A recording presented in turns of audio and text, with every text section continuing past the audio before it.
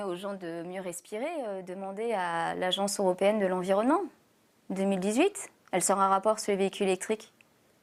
Elle vous dit un véhicule électrique émet 2 fois plus de CO2 qu'un véhicule thermique si on prend en compte sa fabrication. Ensuite, vous allez voir les chercheurs allemands, 2017, qui ont travaillé sur le modèle qu'a dit Volkswagen. Vous leur demandez eux aussi leur avis. Ils disent on a un problème, les études ne quantifient pas l'électronique des véhicules électriques, qu'on ne peut pas vous donner l'impact. Ah, bah vous dites, bah, c'est pas grave, je vais aller voir d'autres personnes. Alors, vous ne lâchez pas. Alors, vous dites, bon, allez, je vais aller voir d'autres choses. Alors, vous demandez, je reviens sur l'agence environnementale. Donc, elle vous dit, elle vous dit aussi, enfin, c'est pas l'agence environnementale d'ailleurs, c'est une autre source. Par contre, ce que je peux vous dire, c'est la source pour les 2 fois d'émission, elle va me revenir parce que je vais la visualiser sur mon document de notes. Mais je vais la retrouver. Ou sinon, la communauté va s'en charger. Oui, mais je sais. Je vous ai coupé, allez-y. Je vous en prie. L'agence environnementale, par contre, ça, c'est bien l'agence environnementale, le rapport de 2018, elle vous dit, c'est 1 fois à 2 fois plus d'émissions de NOx, donc d'oxyde azoté, et de dioxyde de soufre, compte tenu de la fabrication de l'électronique qui est présent dedans. Ça, c'est un véhicule électrique. C'est ça, les réalités, en fait.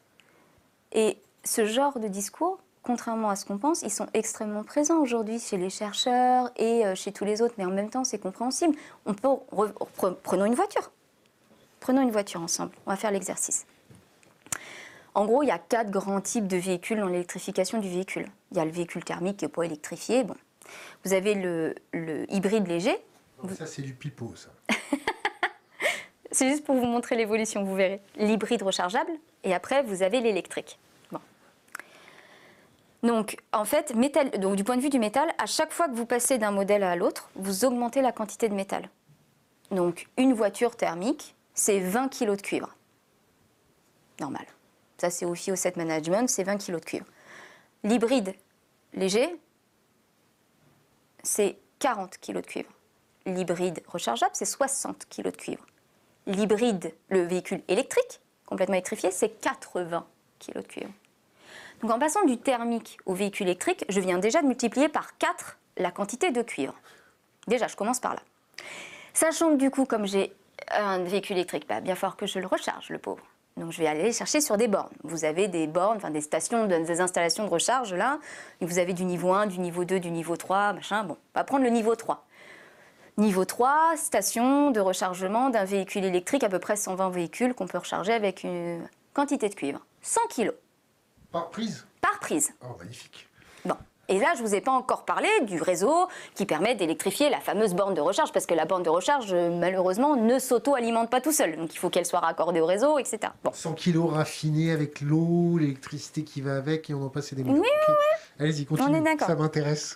Donc ensuite, on va continuer. Donc là, on a pris le cuivre. Donc je prends le truc classique, on ne s'en rend pas compte, mais il y a plein de cuivre dans un véhicule, c'est bien normal.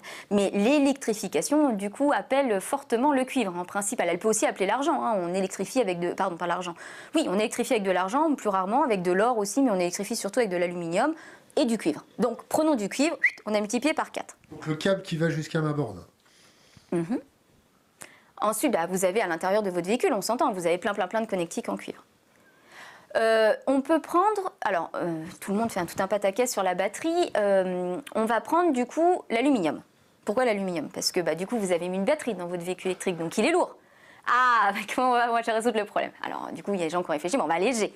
On va alléger la carcasse. Alors l'association européenne de l'aluminium vous dit, en l'occurrence, on a déjà observé une tendance à l'augmentation de la quantité d'aluminium jusqu'à 2012-2013, qui est liée au fait qu'on a un allègement de véhicules parce qu'en fait, on a éventuellement des plus gros moteurs ou autres. C'est déjà une tendance en cours. Parce qu'ils ont voté des lois sur le poids des véhicules. En plus, tout à fait, vous avez tout à fait raison d'insister là-dessus. Avec le véhicule électrique, donc on dit, on a déjà on a multiplié par 3. Hein. On était de mémoire autour de 50 kg d'aluminium par véhicule, on est monté à 140 kg d'aluminium, et donc post-2013, ils disaient, bah là, dans les années à venir, avec l'électrification, etc., on pense qu'on va au moins multiplier encore par 1,5 minimum rien qu'à l'électrification. Allez hop, on rajoute de l'aluminium.